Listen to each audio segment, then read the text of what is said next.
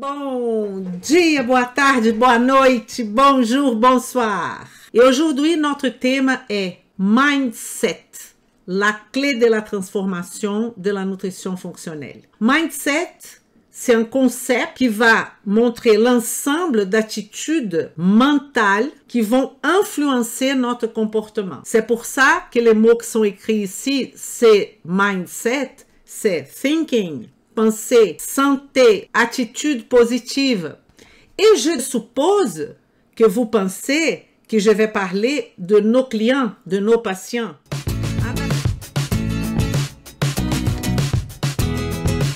Vem comigo. Parce que dans cette conception de transformation que je vous ai parlé la dernière fois, la clé de la transformation, évidemment, ça, c'est un modèle que je vous montre là, tout simplement, un modèle de la matrice de la nutrition fonctionnelle avec le nœud biologique. Il y a d'autres éléments à côté. On va parler de ce milieu-là aujourd'hui. On va parler de cette partie, la partie mentale surtout, qui est cette histoire de mindset. Quand on parle de mental, émotionnel et spirituel, je voudrais que vous regardez cette matrice comme ça. Les mentales et les émotionnels et spirituels sont en dessus. Ils regardent cette nœud biologique. Les études de chercheurs qui font un travail à propos de cette histoire de mindset, de la façon que vous programmez votre cerveau, elle va impacter dans votre vie. Ça, c'est pour tout le monde. Mais aujourd'hui, je vais parler un peu de vous, professionnels de santé.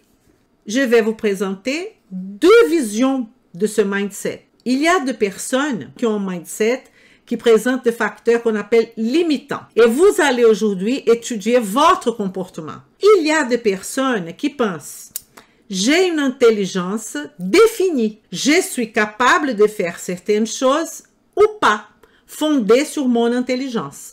Si vous êtes DAC, d'accord, vous allez me faire un DAC, soit un OK, soit un DAC. Je répète, là, je fais une proposition. Est-ce que vous faites partie de ce groupe? J'ai une intelligence définie, je suis capable ou pas de quelque chose parce que tout ça est fondé.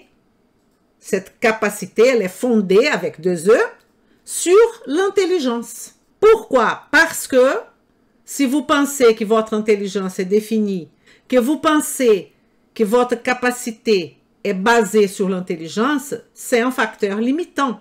Vous ne pouvez pas avancer. On est bien d'accord. Mais il y a des chercheurs, et je vais vous présenter une chercheuse, auteure d'un livre qui s'appelle Mindset. Je vous présente Carol Dweck, très connue aux États-Unis.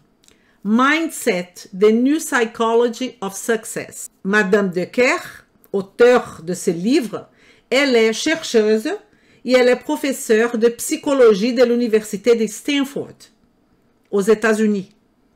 Et elle a écrit ce livre où elle va développer cette philosophie de mindset grâce à beaucoup d'approfondissements dans le domaine de la connaissance. Et ça m'intéresse énormément parce que la nutrition fonctionnelle n'est rien d'autre que la connaissance appliquée. Comme je vous ai dit, la connaissance non appliquée, c'est que de l'information. Elle ne sert pas à grand-chose.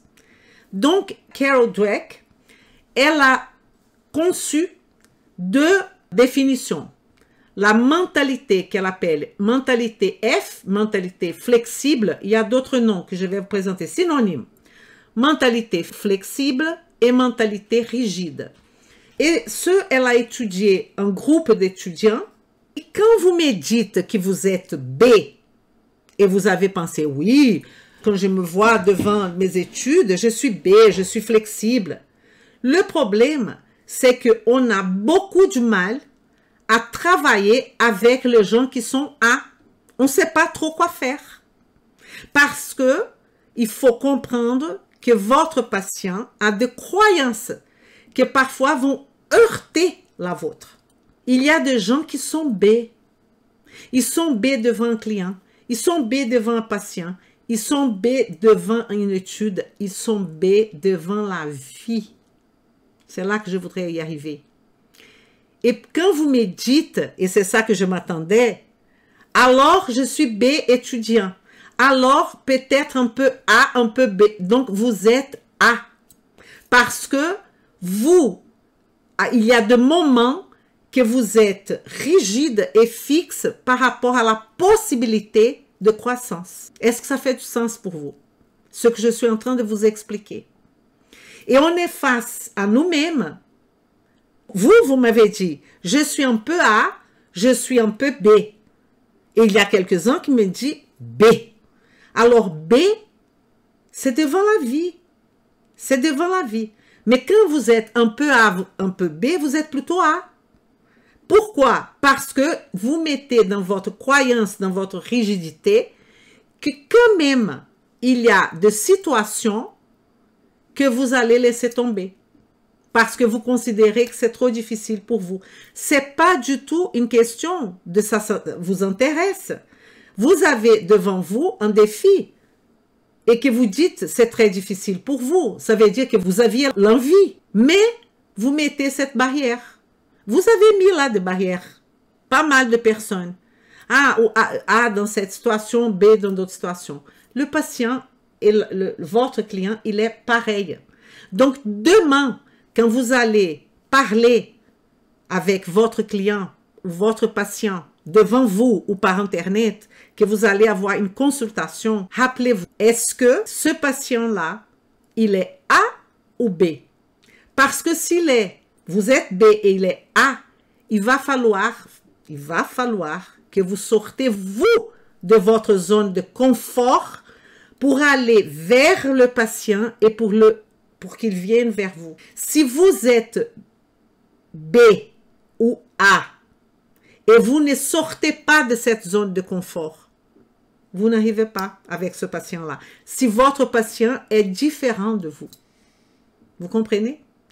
Donc, à vous de faire que votre réussite, elle va dépendre de votre effort. C'est pas que effort dans le sens d'ouvrir un livre. La réussite dépend de votre effort, de votre temps de travail et de votre mindset, de votre comportement vis-à-vis de vos efforts. Vous comprenez ce que je suis en train de vous dire? Utilisez des techniques d'apprentissage modernes et efficaces pour surmonter vos défis. Parce que si vous êtes B, vous m'avez dit, je suis B, je suis flexible. Le problème, c'est que la majorité parmi nous, on se dit flexible, mais on étudie et on regarde notre patient, notre façon de travailler et notre façon d'étudier, on ne change rien du tout. On fait toujours des résumés, on parle toujours aux patients de la même façon et parfois, on n'a pas la réussite qu'on voulait. Et vous me dites que vous êtes B? Est-ce que vous êtes vraiment B?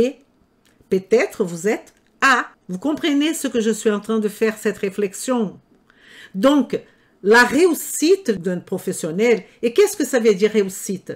Ça veut dire qu'est-ce que vous comprenez comme réussite? Vous devriez avoir dans votre tête votre réussite très claire. Tous les points de la réussite. Professionnellement, qui vous voulez avoir devant vous? Qu'est-ce que vous allez proposer comme solution pour cette personne?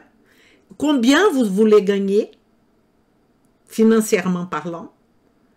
Et une fois que vous allez travailler vers ça, et vous pouvez travailler par palier, mais ça va dépendre de l'effort, du temps de travail, bien sûr, mais surtout de votre vision, de votre façon de travailler. Et là, je ne suis pas sûre que quand j'ai éteint les lumières ici, vous revenez à votre petit résumé, vous revenez à votre petite façon de donner des plantes, vous revenez à votre petite façon de travailler sans rien changer. Et alors, vous êtes A. La flexibilité, je représente par ces étoiles. Je représente par la vraie flexibilité. Et la vraie flexibilité est de se poser des questions et se dire, peut-être la façon que je travaille n'est pas la bonne. Peut-être ce que je suis en train d'implémenter pour améliorer, et là on peut aller même plus loin, ma vie, elle n'est pas la meilleure stratégie. Est-ce que vous comprenez aussi que tout ce que je vous dis là pour vous, vous pouvez transférer le même discours à votre client ou à votre patient? Peut-être, il y en a pas mal, je connais pas mal de patients qui vont être devant vous, ils vont se dire, je suis flexible, Lisa, je vous écoute, je suis là pour vous écouter. Et qu'est-ce que se passe quand on parle d'alimentation, quand on parle de nutrition, quand on parle de supplémentation? Il me présente une liste de choses qu'il prend comme nutriments. Et il dit, ah non, mais ça là, je ne peux pas enlever, c'est très... C'est où la flexibilité? Ah non, ça m'aide. La personne dit ça. Je vais continuer à prendre ça parce que ça m'aide. Ça aide à quoi? Il est devant moi là. Ça veut dire que ça ne va pas. Ça veut dire qu'il va falloir un changement. Ça veut dire qu'il est dans la position A. Mais il se dit flexible. Parce que, comme je vous ai dit, tout le monde ici et moi-même, on se met tous dans la colonne du B. Est-ce que nous sommes, et je m'inclus, vraiment dans la colonne B? Parce que ça, c'est un travail dur. Dur de se dire, la façon que je travaille n'est pas la bonne. Je suis perdu. Je voudrais vous donner un exemple d'une expérience que j'ai eue avec un pharmacien. Mais il a pris beaucoup de temps pour m'avouer qu'en fait, travailler dans la pharmacie, en termes de réussite, c'est pas du tout ce qu'il voulait. Parce que dans la pharmacie, les gens, son discours ne collait pas. Pourquoi? Parce qu'il vendait des médicaments. Comment je peux avoir ce discours en train de vendre du médicament? C'est possible. Mais il va falloir savoir comment on va faire ça. Parce que le médicament, il est un bien. Parfois. C'est clair. Mais parfois, sinon beaucoup de fois, il n'est pas un bien. Pourquoi? Parce que il faut que la personne change, la personne, je vais dire le client, change son mode de vie, change sa façon de faire. Et peut-être que c'est ce qui s'est passé avec ce pharmacien, il a décidé de commencer à travailler par les lunettes de la nutrition fonctionnelle. Là, vous pouvez travailler sans les lunettes de la nutrition fonctionnelle, ou vous pouvez mettre un nouveau regard. Et vous allez regarder votre profession et ce que vous faites avec ces lunettes-là, qui c'est la lunette de la nutrition fonctionnelle, qui c'est la lunette du questionnement. Comme j'ai eu beaucoup de médecins qui ont mis ces lunettes-là. Pourquoi? Parce que la réussite, c'est pas que de l'argent. Avoir quelqu'un à chaque 15 minutes, vous pouvez gagner 10 000 €. Mais vous n'êtes pas content avec ce que vous faites. Vous pensez que votre contribution à la société, elle n'est pas la meilleure. Donc, pour la réussite c'est ça. Vous êtes en train de faire le meilleur de vous. Vous avez l'espace pour travailler le meilleur de vous, de montrer à la société qu'est-ce que vous avez de meilleur à offrir. Et on a tous cette possibilité, tous, chacun de sa façon. Mais il va falloir vraiment sortir de ce qu'on appelle rigidité. Être rigide. Parce que vous avez dit, non Elisa, je ne suis pas rigide. Mais je vous donne une vision de la nutrition fonctionnelle de qu'est-ce que ça veut dire rigidité. Rigidité, c'est le non-questionnement, non seulement de comment faire, de comment penser. De comment penser. Vous avez vos petites habitudes pour apprendre. Vous avez vos petites habitudes de contact avec la clientèle. Il y a des gens qui disent « Jamais je vais utiliser de réseaux sociaux pour me communiquer. » Tant pis pour vous. Vous allez communiquer à 10 personnes. Vous voulez communiquer avec 10 000 personnes? Il n'y a pas. Aujourd'hui, on a cet outil qui c'est le réseau social. Ah, mais j'ai peur, j'ai honte, j'aime pas. Tant pis pour vous. C'est quoi ça? Flexibilité? Vous êtes en train d'utiliser les outils, utiliser des techniques d'apprentissage modernes et efficaces, utiliser des techniques tout court, modernes et efficaces. Vous êtes là dans votre coin en train de faire un petit flyer pour donner autour de vous, c'est ça que vous faites. Ou peut-être sur Internet, vous avez fait un site qui ne bouge pas. Comment la personne, elle va jusqu'à votre site? Si les gens ne vont pas vers vous. C'est vous qui devez aller vers les gens. C'est vous les professionnels de santé. C'est à vous de attirer les gens. Et pas parce que l'argent. L'argent, c'est une conséquence. Vous allez attirer les gens pour que eux puissent prendre l'avantage de votre connaissance. C'est ça mon travail. J'essaie de vous attirer vers moi pour changer vos lunettes. OK? Alors, qu'est-ce que fait la rigidité? Qu'est-ce que fait la personne qui a cette rigidité? La rigidité, elle a toujours la préoccupation de paraître intelligent. Cette personne, elle va toujours poser une question pour montrer qu'elle est intelligente. Elle a cette obsession de montrer qu'elle est intelligente. Elle va mettre ici des connaissances qui n'ont rien à voir avec le sujet qu'on est en train de traiter. Parce que la rigidité, elle est comme ça. Les gens ont besoin de montrer, paraître intelligent. Une autre caractéristique, c'est la défensive. Regardez que le patient, c'est pareil. La défensive, ça veut dire, avant que vous m'expliquiez quelque chose, je me mets déjà en train de dire, oula, je me mets dans la position de défense. Et tout ce que l'autre dit, le client ou le patient, peut prendre comme, pourquoi elle me dit ça? Qu'est-ce qu'elle veut dire par là? À la place du partage. Et je vois parmi mes élèves la même position de défense, parce que défense, ça veut dire peur. Ils ont peur de s'exposer. Mais ce sont des êtres humains, aussi bien que les flexibles. Et exactement, c'est pas long. C'est pas long si vous utilisez les outils que je vous montre, les outils que je mets à votre disposition. Mais comment ça? Quels outils? Si je vous dis clairement, mettez votre tête, par exemple, je vais vous donner un exemple. On a une communauté pour les élèves. C'est une communauté, c'est un lieu d'apprentissage. On est bien d'accord, communauté d'élèves. Alors, je vous dis, montrez-vous, parlez, faites un film, une vidéo. Mais il y a la majorité qui reste dans la position « Ah, c'est très difficile pour moi. Faites-le. Ah, mais c'est ridicule. » C'est pas grave. On est dans un lieu d'apprentissage secret et fermé. Il n'y a que les élèves qui sont là et eux, ils ne vont pas faire quoi que ce soit parce qu'ils sont dans la même condition que vous.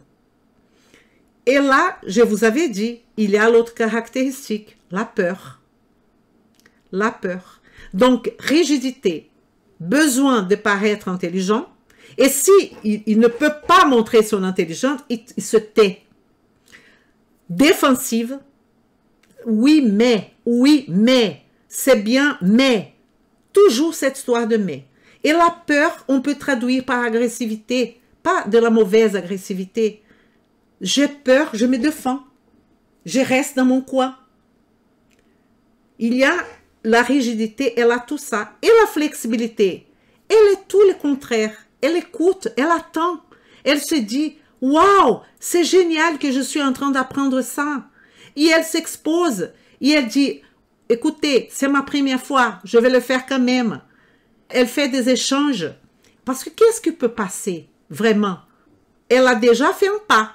Mais il faut qu'elle continue à faire ce pas-là dans cette chose qu'on appelle mentalité ou mindset flexible et qui c'est le mindset de croissance.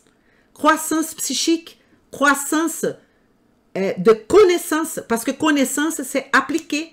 Si vous n'appliquez pas, il n'y aura pas de connaissance. Vous allez être déçu avec vous-même. Sortir de sa zone de confort tout le temps. Et la communauté, elle aide ça. Et ici, qu'est-ce que c'est ici?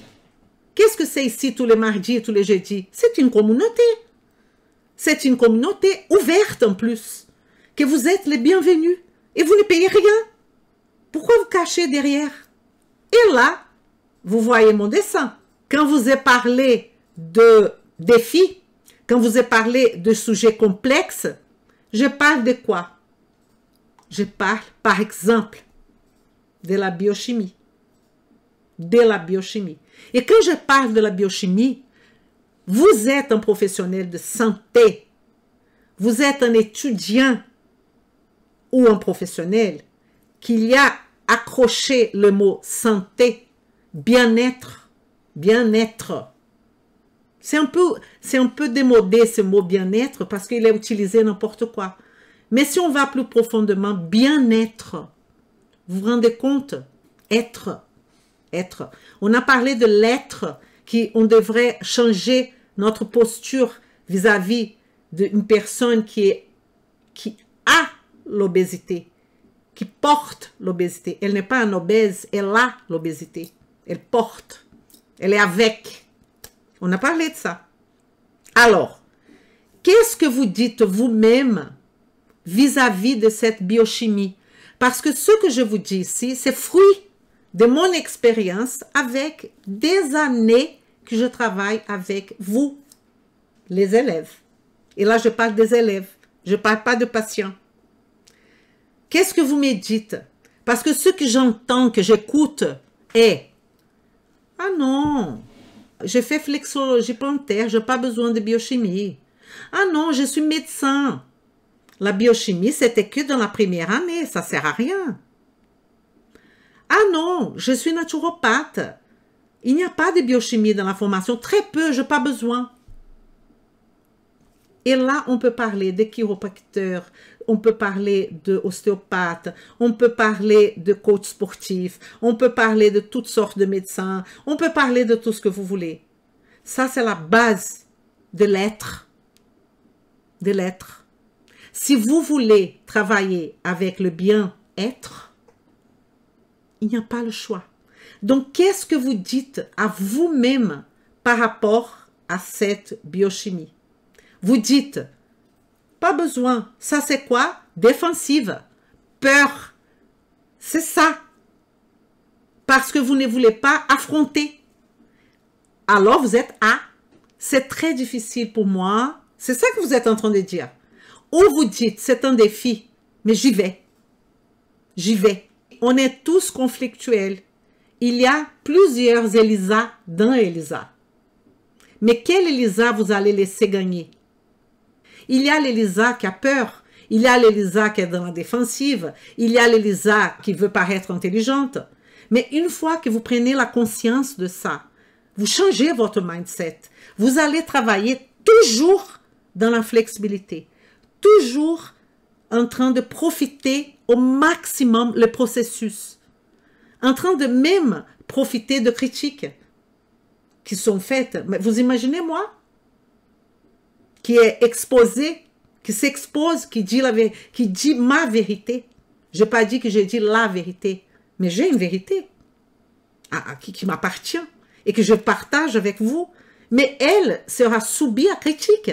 Elle sera subie à 1000 choses. Ma formation, elle est critiquée, évidemment.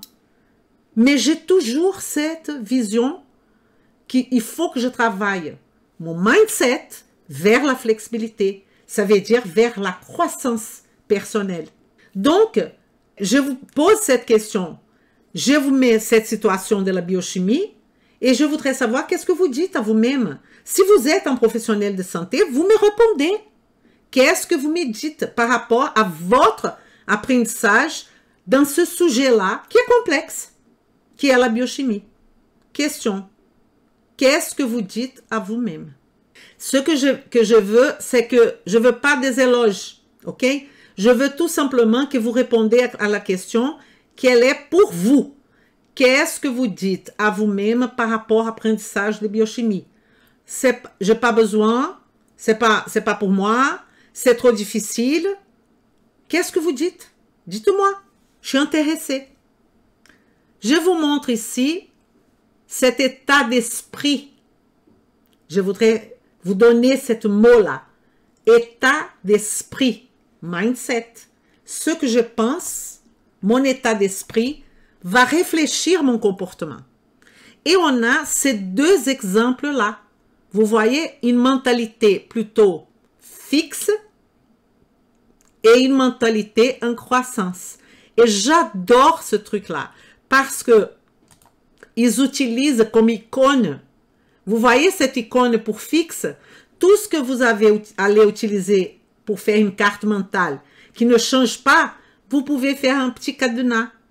Et tout ce qui est croissance, vous faites une plante pour travailler les cartes mentales. Déjà. Donc, on a cette partie fixe qui est du cadenas et on a partie croissance qui est de la plante. Qu'est-ce que ça veut dire les deux côtés? Ce sont des croyances. Croyances. Compétences, intelligence. Regardez comment la partie fixe pense. Elle pense que compétences, intelligence et talent sont des aptitudes innées. La croissance, le côté croissance de plein potentiel va penser, on a la capacité d'apprendre et développer nos compétences.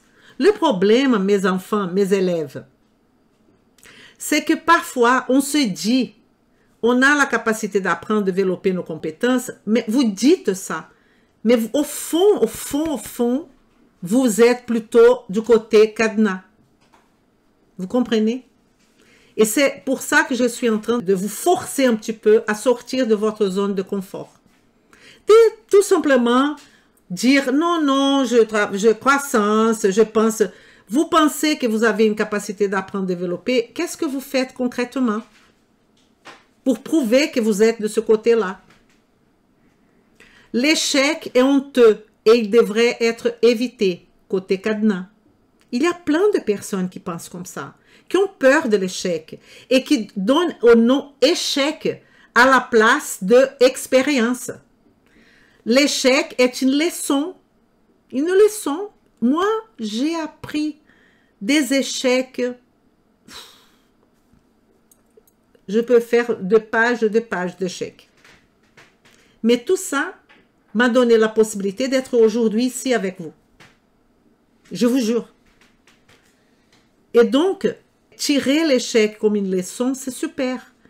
Parce que ce que je vois beaucoup aussi, c'est que les gens, ils participent de formations comme celle-là, gratuites. On va parler de gratuite. De tous les jours.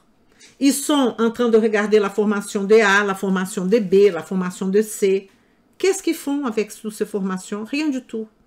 Ils ne mettent rien en application. Ils magasinent tout ça. Bon, ils vont oublier de toute façon. Parfois, ils ne vont même pas revoir. Mais ils ont ce besoin de emmagasiner. Je ne suis pas prêt. Je ne suis pas prête. Mais quand je pose une question sur un sujet, il ne sait pas répondre. Vous voyez? C'est qui ça? Cadenas.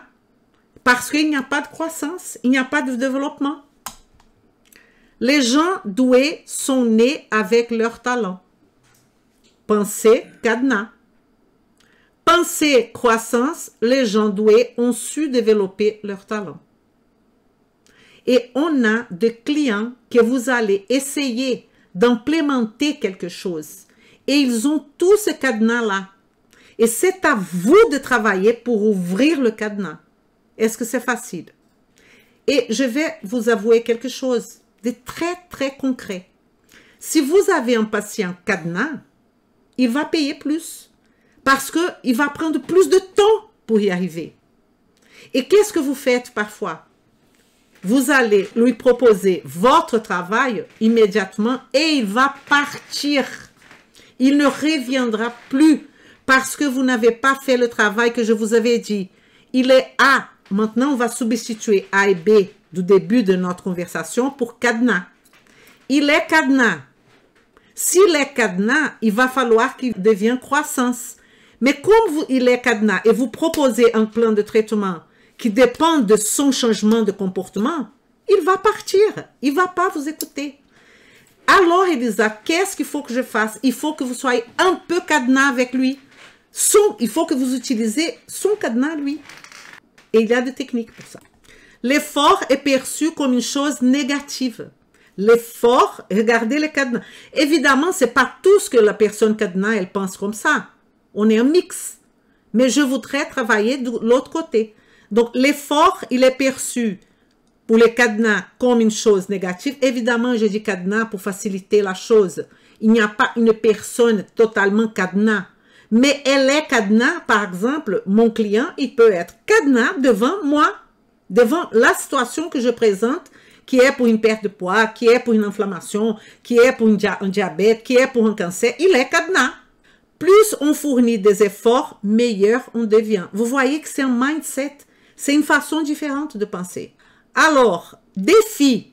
Le défi est pris pour le cadenas. On reporte et on évite les défis. Attention, attention à ceux qui m'ont parlé, qui voulaient même une astuce pour pas laisser pour plus tard.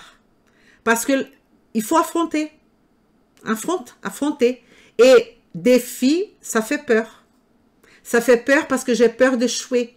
Et donc, qu'est-ce que je fais? Je vais laisser pour plus tard. Et après, je laisse pour plus tard. Et les années vont passer. Et c'est où la professionnelle qui allait déchirer?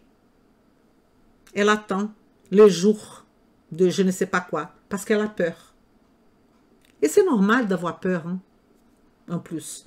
Vous prenez votre peur, vous mettez là-haut. Et vous allez avec la peur. Ne pensez pas que je n'ai pas peur. Ah oui. Ne pensez pas que je ne suis pas angoissée. Je suis une personne exactement comme vous tous. Exactement. Rien à ajouter. Plus on relève des défis, plus on devient persévérant. C'est vrai. Ce sont des phrases bateaux. Mais si vous travaillez ça avec de bons outils, vous allez voir qu'il y a un changement énorme. Plus on tente d'éviter échecs et erreurs, ou d'être parfait, plus on se décourage. Tout à fait. Ça, c'est la façon cadenas de penser. En revanche, les échecs sont des opportunités de développement. Je sais que c'est une phrase bateau, mais c'est vrai. J'ai eu beaucoup d'échecs. Vous connaissez mon histoire. Pour ceux qui ne connaissent pas, je suis venue en France en tant que chirurgien dentiste. La France m'a dit, non Elisa, vous ne pouvez plus être dentiste. Et là, je me suis dit, bon, je vais faire alors l'ostéopathie. Et là, ils ont dit, non, vous ne pouvez pas. Parce que pour faire l'ostéopathie en tant que dentiste, il va falloir être dentiste. Vous ne pouvez pas. Et donc, j'ai décidé d'être naturopathe. Et là, la société m'a dit, naturopathe? Ça sert à rien, ça. Combien de fois j'écoute ça? Combien? Naturopathe, ça sert à rien. C'est hors la loi. Considéré comme une charlatane. Alors, voilà. Comme du charlatanisme. Non. Non, non, non, non, non. Et qu'est-ce que j'ai fait? J'ai laissé tout ça de côté. J'ai dit, j'y vais quand même. J'y vais quand même. Et il y a eu un échec après l'autre. Mais ça m'a fait plus forte. Parce qu'aujourd'hui, je peux partager cette expérience apparemment négative avec vous. Si rien m'est arrivé, si j'avais peur de tout, si j'avais laissé tomber, qu'est-ce que j'allais partager avec vous aujourd'hui? Rien. OK? Et rétroaction, feedback. Feedback. Ah, ça, c'est problématique, feedback. On est sur la défensive. On prend les critiques de façon personnelle. On ignore le côté utile des commentaires, même s'ils sont constructifs. Ça, c'est le cadenas. Et l'autre, on apprécie les commentaires. Mais attention, parce qu'il y a le côté méchant, le côté du cadenas, qu'il trouve tout parfait, mais il a besoin de dire que, en fait, non, je trouvais ça pas... On demande à nos élèves, par exemple, quand je fais une action, je leur demande de donner une note de 0 à 10. Il y a des gens qui me donnent 7, mais ils ne savent pas trop pourquoi. C'était bien, mais peut-être il y a quelque chose qu'il faut améliorer que je ne sais pas préciser. Défensive. Et j'apporte ça comment? Je prends ça que c'est un élève qui a besoin de moi. Tout simplement. Il a besoin que je vais vers lui. Il est toujours dans la critique. Il est toujours avec un regard. Je regarde la formation pour critiquer et pas pour profiter. Vous voyez, c'est un cadenas. On a plusieurs métaphores qu'on peut utiliser. On peut utiliser, j'ai déjà parlé ici, de la métaphore lièvre, tortue et autruche. Tout ça, c'est mindset. Hein? Tout c'est mindset. Et là, ce que vous dites peut grandement bloquer votre apprentissage. Et là, j'ai dit apprentissage parce qu'on est dans l'apprentissage. Mais elle peut bloquer votre vie, votre estime de soi, votre réussite. Et là, je pose la question.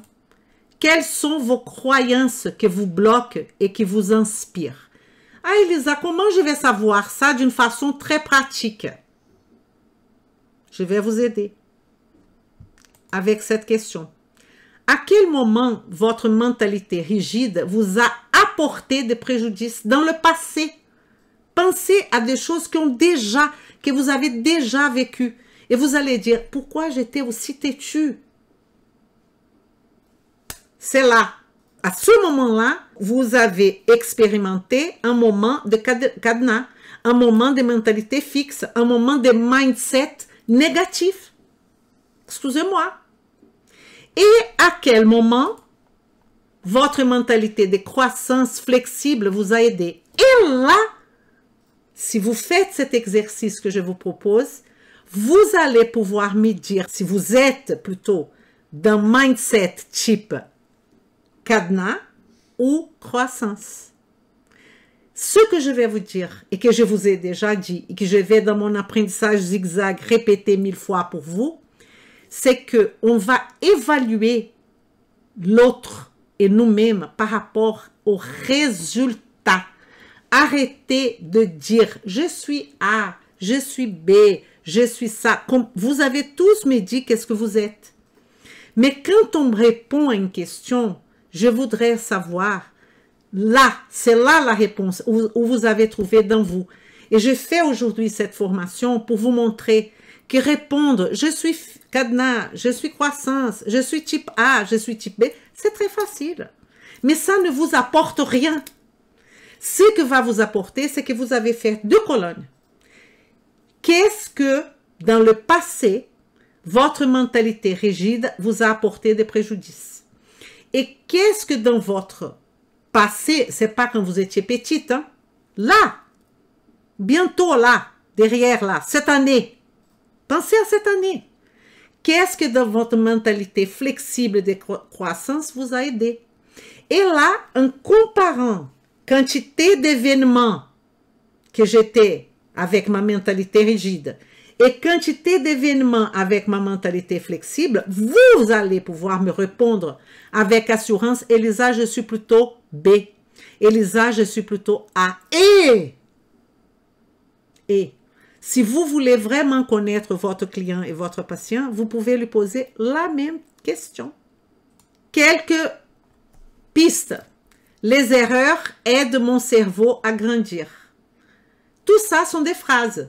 Mais les erreurs aident mon cerveau à grandir. Donnez-moi un exemple que vous avez fait une bêtise et qu'est-ce que vous avez fait après cette bêtise?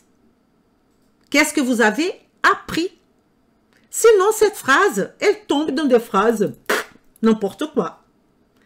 Je peux tout apprendre avec la formation. Formation. Vous pouvez tout apprendre. Donnez-moi un exemple. Quand je dis donnez-moi, donnez pas à moi, donnez à vous-même. Je demande de l'aide quand j'ai besoin. Ah oui, donnez-moi un exemple. J'essaye de nouvelles choses. Donnez-moi un exemple. Essayer de nouvelles choses, c'est pas « Ah, je faisais du piano, maintenant je fais du taekwondo ». C'est pas ça. J'essaye de nouvelles choses et j'ai étudié de la façon A. Quelqu'un m'a montré une autre façon. Aujourd'hui, je fais de la façon B. Je vais essayer cette façon B. Je ne vais pas me mettre de barrière. Je ne vais pas commencer à dire oui, mais. Quand je ne comprends pas quelque chose, je réessaye. Apprentissage zigzag. Je reviens. Je me permets ça. Donc, on travaille tous les jours avec des défis. Et j'ai proposé pour finir un exercice pratique. Regardez. C'est ça l'exercice. Vous prenez votre petite main et j'espère que pour la majorité de vous, vous aurez 5 doigts.